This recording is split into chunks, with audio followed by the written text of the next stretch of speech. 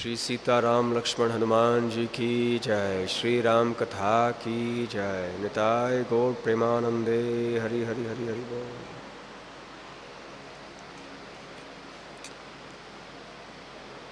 ओम अज्ञानतिमिरान्धस्य ज्ञानाञ्जनशलाकय चक्षुरुन्मीलितं येन तस्मै श्रीगुरवे नमः।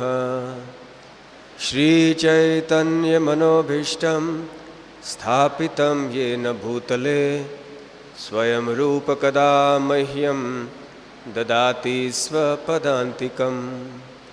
वन्देऽहं श्रीगुरोः श्रीयुतपदकमलं श्रीगुरून् वैष्णवांश्च श्रीरूपं साग्रजातं सहगणरघुनाथान्वितं तं सजीवं साद्वैतं सावधूतं परिजनसहितं कृष्णचैतन्यदेवं श्रीराधाकृष्णपादां सहगणललिता श्रीविशाखान्वितांश्च नमो विष्णुपादाय कृष्णप्रेष्ठाय भूतले श्रीमते भक्तिवेदांत स्वामिनिति नामिने।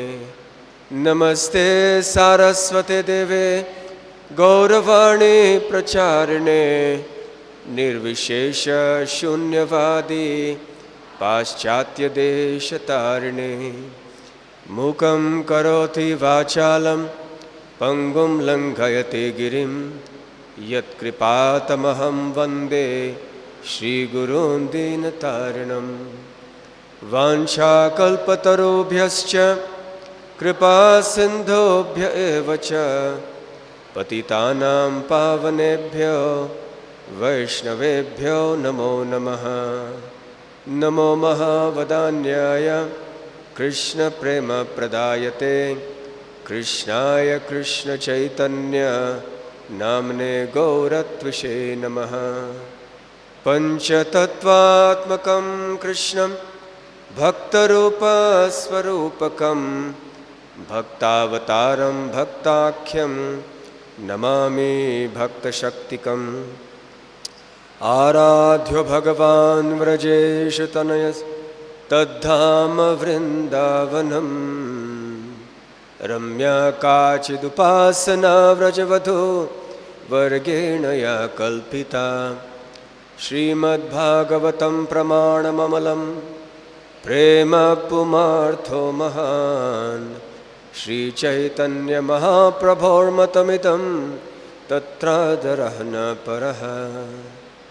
हे कृष्ण करुणा सिन्धो दीनबन्धो जगत्पते गोपेश गोपिका कान्त राधाकान्त नमोस्तुते।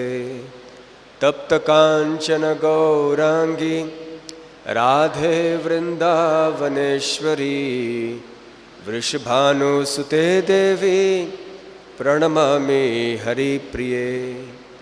जय श्री कृष्ण चैतन्य प्रभु नित्यानंद श्री अद्वैत गदाधर श्रीवासादि गौर भक्त वृंद। हरे कृष्ण कृष्ण कृष्ण हरे हरे हरे राम राम राम हरे हरे।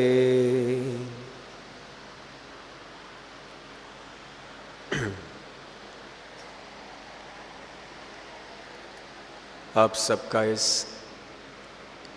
राम कथा में स्वागत है। कल हम ये चर्चा कर रहे थे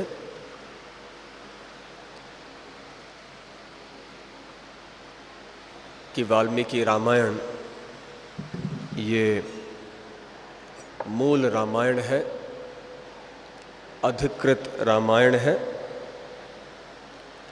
अन्य कई रामायण भी हैं, परंतु उनमें से कोई अधिकृत हो सकते हैं और कोई नहीं। परंतु ये जितने भी रामायण हैं वो सब वाल्मीकि जी की रचना पर आधारित हैं। इसलिए राम कथा सुनने के पहले अवश्य हम वाल्मीकि जी के चरणों में प्रणाम करते हैं, उनकी कृपा याचना करते हैं, क्योंकि उनकी कृपा मात्र से ही श्री रामचंद्र भगवान की लीलाओं का प्राकट्य हमारे चित्त में भी हो सकता है। कल हम सुन चुके थे कि वाल्मीकि मुनि की तुलना एक सिंह से की गई है, जो कविता रूपी वन में विचरण कर रहे हैं। साथ साथ वाल्मीकि मुनि की तुलना एक ऐसे कोयल से भी की गई है, जो कि कविता रूपी शाखा पर विराजमान है और जो बड़े मधुर ढंग से राम राम इन मधुराक्षरों का कूंजन कर रहे हैं। तो प्रश्न ये उठ सकता है कि कोई व्यक्ति एक साथ में ही सिंह और कोयल दोनों कैसे हो सकता है। सिंह एक बहुत भयानक पशु होता है। सिंह को देख के मात्र हम सब घबरा जाते हैं और कोयल की वाणी को सुनकर हम सब आकर्षित हो जाते हैं। तो क्या इन दोनों वर्णनों में कोई विरोधाभास नहीं लगता? इसका उत्तर ये है कि इसमें कोई विरोधाभास नहीं है, क्योंकि जब वाल्मीकि जी राम राम कह के भगवान का गुणगान करते हैं, विस्तार में श्री रामचंद्र भगवान की लीलाओं का वर्णन करते हैं, तो ऐसे मधुर वाणी से, ऐसे दिव्य कथा से हमारा मन आकर्षित होता है।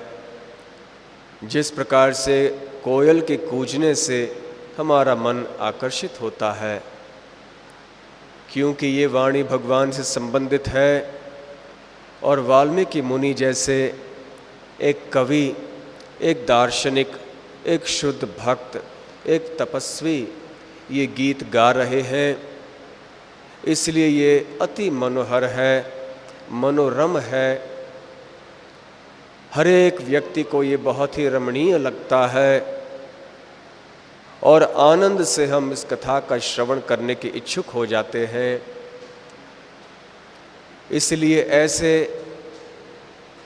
वाल्मीकि मुनि जो कि कोयल के समान हैं, उनकी राम कथा सुन के हमारे मन में भगवान श्री राम के प्रति आकर्षण उत्पन्न हो सकता है और ऐसे श्रवण करते करते हमारे मन में श्री राम के प्रति भक्ति या शुद्ध प्रेम भी उत्पन्न हो सकता है। दूसरी ओर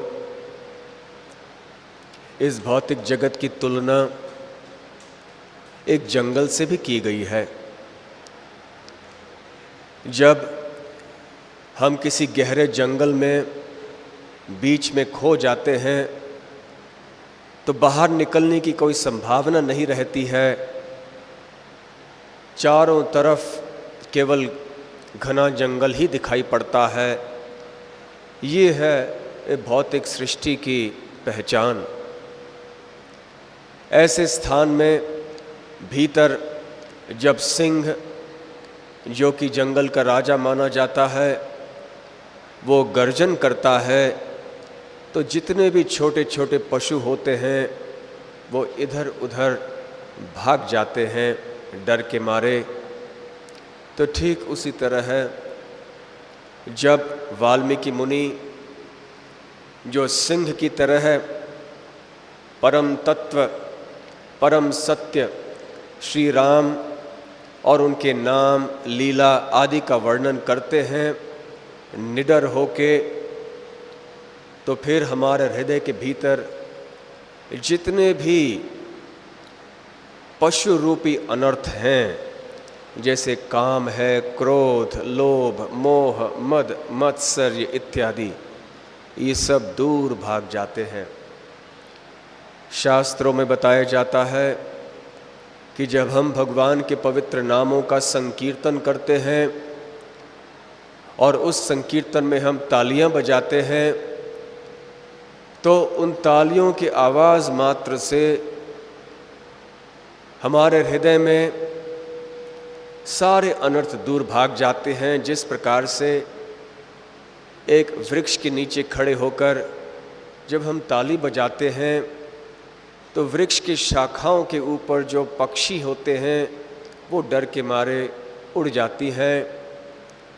तो उसी प्रकार से सिंह रूपी वाल्मीकि मुनि के रामायण की कथा का श्रवण करने मात्र से डर के मारे हमारे हृदय में जितने भी बुरी वृत्तियां हैं, बुरी आदतें हैं, बुरे विचार हैं, दुर्गुण हैं, वो सब नष्ट हो जाएंगे। हमारे हृदय को छोड़कर कहीं दूर किसी स्थान में चले जाएंगे।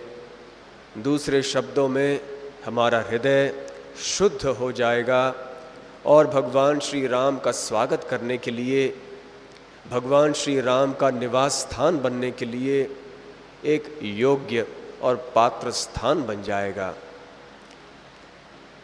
वाल्मीकि मुनि को नारद जी की कृपा तो प्राप्त हुई ही है, इसके बारे में भी हम कल सुन चुके हैं। नारद मुनि की कृपा से कितना बड़ा परिवर्तन हुआ वाल्मीकि जी के हृदय में, उनके चरित्र में, उनके जीवन में, उनकी विचारधारा में। तो ये होता है भगवान श्री हरि के भक्तों के संग का प्रभाव। जब हमारा संग किसी भक्तों से होता है तो हमें जान लेना चाहिए कि हम जीवन के एक महत्वपूर्ण मोड़ पे खड़े हैं, जहाँ से हमारे जीवन की दिशा बदलने वाली है।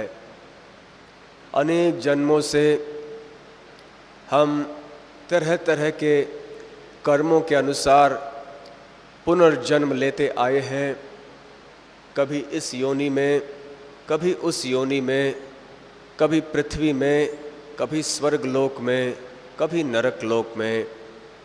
और अनादिकाल से ये जन्म मृत्यु का चक्र चलते आया है।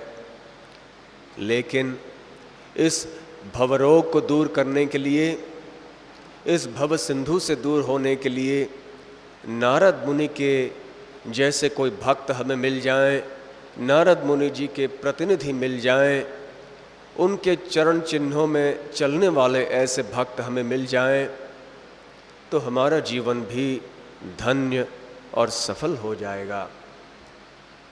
तो एक ऐसा मोड़ है जो हमें शाश्वत जीवन की ओर, निरंतर आध्यात्मिक आनंद की ओर, भगवान के धाम की ओर ले जाएगा।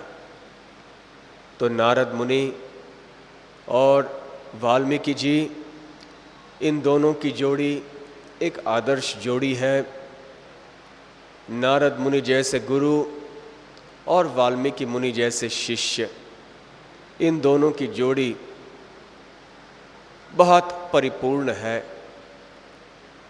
जब वाल्मीकि जी का उद्धार नारद जी ने किया और बहुत बड़े संत बन गए वाल्मीकि जी, तो नारद जी ने वाल्मीकि से कहा कि अब मैं मेरे भ्रमण के लिए जा रहा हूँ, अब आप तमसा नदी के तट पर जाकर अपना आश्रम बनाइए, वहाँ श्री रामचंद्र की कथाओं का वर्णन करिए, अपना भजन साधन वहाँ पर कीजिए। उस स्थान में जहाँ पे तमसा नदी गंगा जी से मिलती है। आज ये कानपुर शहर के पास में है ये स्थान, जहाँ वाल्मीकि जी ने अपना आश्रम बनाया था। और जैसे वाल्मीकि मुनि वहाँ पर पहुँचे एक छोटी सी कुटिया बनाई, वहाँ पर रहने लगे। शीघ्र ही उनकी तपस्या, उनका ज्ञान, उनके शुद्ध चरित्र आदि से प्रभावित होकर, आकर्षित होकर अनेक ऋषि मुनि जगह जगह से यहाँ पर आए वाल्मीकि जी का संग लेने के लिए। उधर इन ऋषि मुनियों ने, उनमें से जो गृहस्थ थे और जिनके बच्चे थे, उन्होंने बच्चों को, अपने पुत्रों को वाल्मीकि जी के हवाले कर दिया कि इन्हें आपका शिष्य बनाइए। वाल्मीकि मुनि के अनेक शिष्य हुए।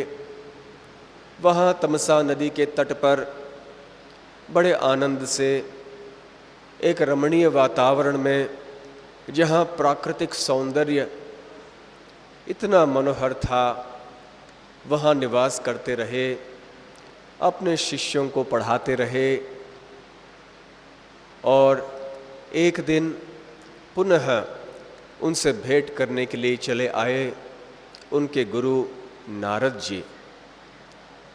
अब नारद जी के बारे में दुर्भाग्यवश अनेक गलत धारणाएं प्रचलित हैं। विशेष करके कभी कभी सिनेमा, टीवी आदि में उनको अच्छी दृष्टि से नहीं दिखाया जाता। कई बार ऐसे लोग, परंपरा में कहा जाता है कि वो कलह प्रिय हैं, सब जगह जाके झगड़े उत्पन्न करते हैं। ऐसे कई बातें नारद जी के बारे में कही जाती हैं और सुनी जाती हैं, परंतु ऐसा कहना नारद जी के बारे में ठीक नहीं है, बल्कि एक बड़ा अपराध हो जाएगा, क्योंकि नारद जी कोई साधारण व्यक्ति नहीं है। नारद जी भगवान के पार्षद हैं, भगवान के शुद्ध भक्त हैं।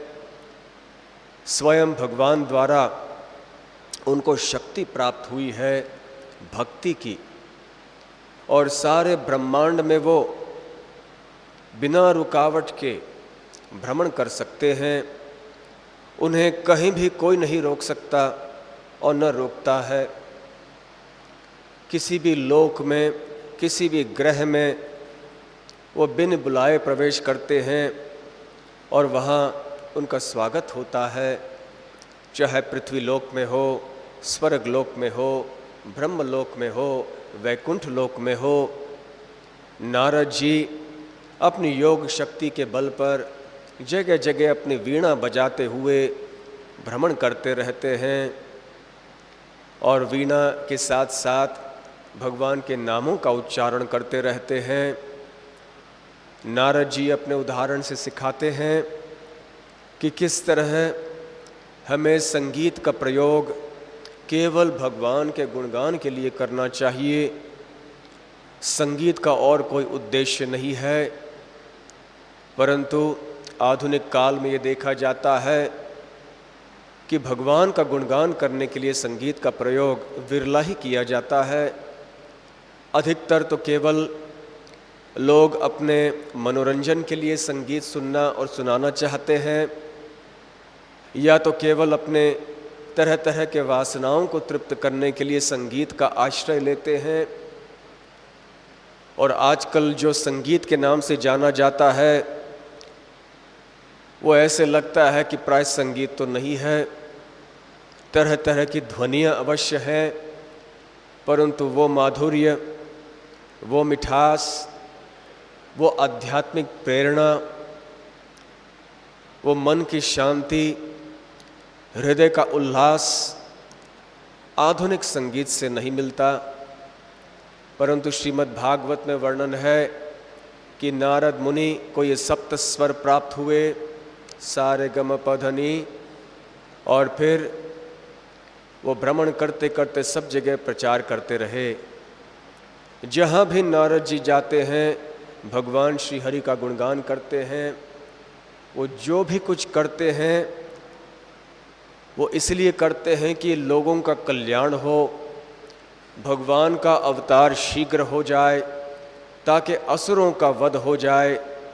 जो साधु हैं, जो भगवान के भक्त हैं, उनकी रक्षा हो, भगवान की भक्ति सब जगह फैल जाए, यही एकमात्र उद्देश्य नारद जी का रहता है।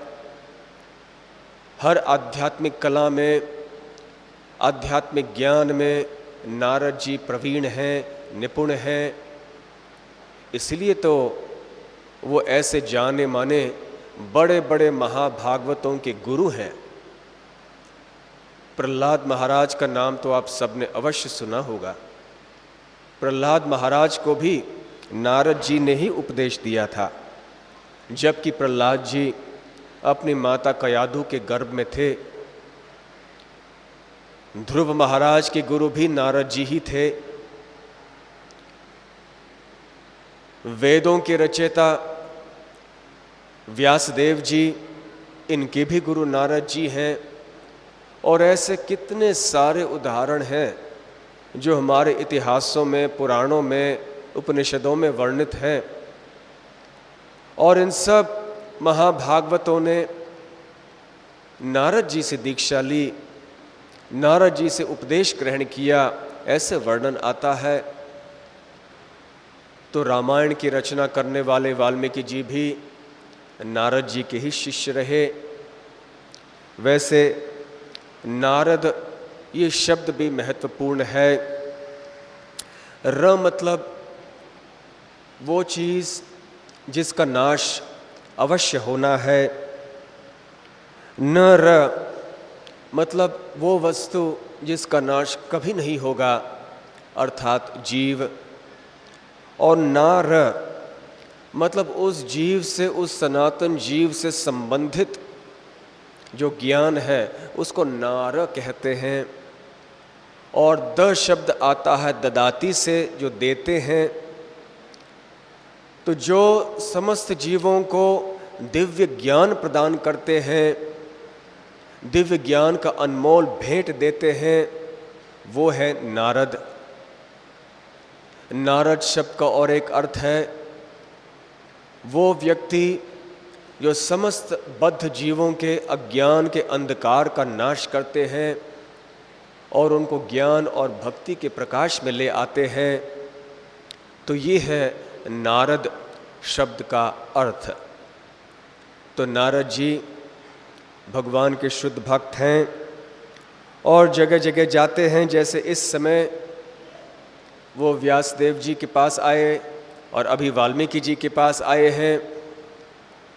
जब वाल्मीकि मुनि के आश्रम में वो आए तो वाल्मीकि जी बड़े प्रसन्न हुए, उठे, उनका स्वागत किया, एक योग्य स्थान दिया उनको बैठने के लिए। और फिर नारद जी से उन्होंने प्रश्न किए। अब वाल्मीकि मुनि का भाव भी एक योग्य शिष्य का था। जैसे कल भी हम चर्चा कर रहे थे कि जब वाल्मीकि जी नारद जी के सामने आए तो बड़े नम्र स्वभाव से आए।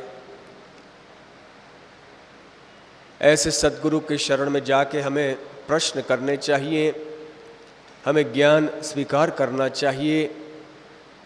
इसलिए शास्त्र में कहा गया है तद विज्ञार्थम स गुरुम एवाभिगच्छेत। ऐसे आध्यात्मिक विज्ञान को प्राप्त करने के लिए हमें एक सद्गुरु के पास जाना चाहिए। तस्माद् गुरुम प्रपद्येत जिज्ञासु श्रेय उत्तमम शाब्दे परिच निष्णातम ब्रह्मण्युपशमाश्रयम।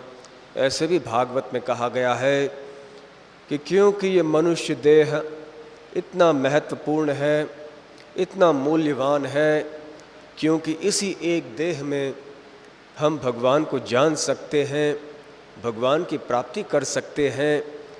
इसलिए हर मनुष्य को चाहिए कि वो एक ऐसे सद्गुरु को ढूंढ निकाले जो उसे भगवान की प्राप्ति का मार्ग बताएगा।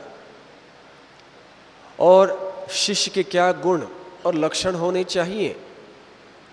जिज्ञासु श्रेयः उत्तमम। शिष्य को जिज्ञासु होना चाहिए, परंतु संसारी बातों के लिए जिज्ञासु नहीं, दिव्य बातों के लिए जिज्ञासु होना चाहिए। जिन चीज़ों से वास्तव में हमारा कल्याण होगा, इसको श्रेय कहते हैं। केवल संसार में प्रगति करना, इसे लोग अपना हित समझते हैं, परंतु ये प्रेयस है। जो दीर्घकाल की दृष्टि से सोचता है वो समझता है कि हमारा आध्यात्मिक हित ही वास्तव में हमारा कल्याण है। जो आदर्श शिष्य जो होता है, सद्गुरु के पास आके संसारी बातें नहीं करता है, वो अपने आध्यात्मिक प्रगति के संबंध में प्रश्न करता है, बड़े नम्रतापूर्वक श्रद्धापूर्वक श्रवण करता है, परीक्षा करने के लिए नहीं परंतु अपने संदेह का निवारण करने के लिए, अपने प्रश्नों का उत्तर पाने के लिए। और जब नारद जी ने देखा कि वाल्मीकि मुनि का भाव इतना सही है, उपयुक्त है, तो वो बड़े प्रसन्न हुए। वो समझ पाए कि वाल्मीकि मुनि के मन में कोई विचार है। दोनों जब सामने आमने सामने बैठे तो नारद जी ने पूछा, मुनिवर क्या बात है, आपके मन में क्या विचार है? तो फिर वाल्मीकि मुनि ने अपने मन की बातें व्यक्त कर दी। वाल्मीकि जी काफ़ी समय से एक विषय के ऊपर विचार कर रहे थे। वो जानना चाहते थे कि क्या इस दुनिया में ऐसे कोई आदर्श व्यक्ति है जो समस्त सद्गुणों से संपन्न है? क्या ऐसे संभव है कि यहाँ पृथ्वी लोक पर या इस भौतिक जगत में भी ऐसे कोई व्यक्ति मिल सके? और फिर वाल्मीकि मुनि ने 16 गुणों का उल्लेख किया। उन्होंने कहा कि नारद जी, मैं ये जानना चाहता हूँ कि क्या ऐसे कोई व्यक्ति हैं इस जगत में जो गुणवान हैं, जो वीर्यवान हैं, जो धर्मज्ञ हैं, जो कृतज्ञ हैं, जो सत्यवाक्य हैं, जो दृढ़ व्रत हैं, जो सही चरित्र से युक्त हैं, जो सबका हित चाहते हैं, जो बड़े विद्वान हैं, जो हर दृष्टि से समर्थ हैं, जो सबके लिए प्रिय हैं, जो आत्मवान हैं, जिन्होंने अपने क्रोध को वश में कर लिया है, जो सबके लिए बहुत आकर्षक हैं, जो बहुत सुंदर हैं अपने शरीर से भी, और उनके हृदय में किसी के प्रति कोई असूया या ईर्ष्या की भावना नहीं है, और जिनकी शक्ति, जिनका साहस कभी कम नहीं होता, कठिन से कठिन परिस्थिति में भी। तो ऐसे सद्गुणों से युक्त कोई व्यक्ति है क्या? मैं जानना चाहता हूँ हे मुनिवर। ऐसे वाल्मीकि मुनि ने 16 गुणों का उल्लेख किया। और जब हम इन 16 गुणों के बारे में विचार करते हैं तो इनमें से हर एक गुण बहुत महत्वपूर्ण है, और यदि इनमें से कोई एक गुण भी किसी के अंदर हो पर्याप्त मात्रा में, तो हम समझेंगे कि ये व्यक्ति विशेष है। परंतु वाल्मीकि जी का प्रश्न है कि क्या ऐसे कोई व्यक्ति हैं जिनके अंदर परिपूर्णता में ये 16 के 16 गुण विद्यमान हैं? तो ऐसे प्रतीत हो सकता है हमारे मन में कि ये तो संभव नहीं है। जिस प्रकार से भगवान के गुणों का उल्लेख करना, उनका वर्णन करना, उनकी गणना करना, उनकी सीमाओं तक पहुंचने का प्रयास करना ये संभव नहीं है, तो ठीक उसी प्रकार से ऐसे समस्त गुणों से युक्त कोई व्यक्ति को ढूंढ निकालना इस जगत में बहुत मुश्किल है। नारद मुनि ने जब ये प्रश्न सुना, उनको बड़ी प्रसन्नता हुई मन में। वो कहने लगे कि हे वाल्मीकि जी, ऐसे लगता है कि आपने काफ़ी सोचा है इस विषय के बारे में। ये प्रश्न आपने काफ़ी सोच समझकर किया है, काफ़ी चिंतन मनन इस विषय के ऊपर आप करते आए हैं। ठीक है, मैं भी थोड़ा विचार करके उत्तर देता हूँ। वैसे नारद मुनि को कोई विचार करने की आवश्यकता नहीं थी। तुरंत उनके मन में उस व्यक्ति का नाम तो आया ही, जिनके अंदर ये सारे सद्गुण विद्यमान हैं। परंतु नारद मुनि ने जैसे ही इन गुणों का वर्णन सुना, उनको राम का नाम याद आया, और जैसे ही राम का स्मरण किया नारद मुनि ने, तो आनंद से उनका हृदय भर गया और इतने भाव विभोर हो गए कि तुरंत उत्तर नहीं दे पाए। इसलिए उन्होंने कहा कि हम थोड़ी देर में अब दे रहे हैं उत्तर। अपने को संभाल लिया नारद मुनि ने और फिर आगे उत्तर देना आरंभ किया। तो जब भगवान के भक्तों को भगवान का याद दिलाया जाता है, वो भगवान का स्मरण करते हैं, तो उनको बड़ा आनंद आता है। जिस वस्तु से हमारा प्रेम होता है, जिस व्यक्ति से हमारा प्रेम होता है, यदि उसका नाम लिया जाए तो तुरंत हमारे मन में प्रसन्नता उत्पन्न होती है। ठीक उसी प्रकार से भगवान के भक्तों के लिए भगवान ही तो प्रिय है, और यदि भगवान के संबंध में कहीं भी कोई विषय निकलता हो तो भक्तों को बड़ी प्रसन्नता होती है। और यदि भगवान को छोड़कर कोई अन्य विषय की चर्चा होती है तो भक्तों को अच्छा नहीं लगता। भक्त उस स्थान को छोड़ के जाना पसंद करते हैं। तो भक्त की पहचान ही यही है। भगवद गीता में भगवान श्री कृष्ण कहते हैं, मच्चित्ता मद्गत प्राणा बोधयंतस परस्परम कथयंतश्च माम नित्यम तुष्यन्ति च रमन्ति च। वो कहने लगे, कहते हैं श्री कृष्ण अर्जुन से कि हे अर्जुन, मेरे भक्तों की पहचान क्या है मैं बताता हूँ। जो अपने चित्त में केवल मेरा स्मरण करते हैं, जिन्होंने मुझे अपना प्राण धन बना लिया है, और जो परस्पर केवल मेरे बारे में चिंतन मनन करते रहते हैं, बातचीत करते रहते हैं, अन्य किसी विषय के बारे में चर्चा नहीं करते हैं, और अन्य भक्तों के साथ मिलकर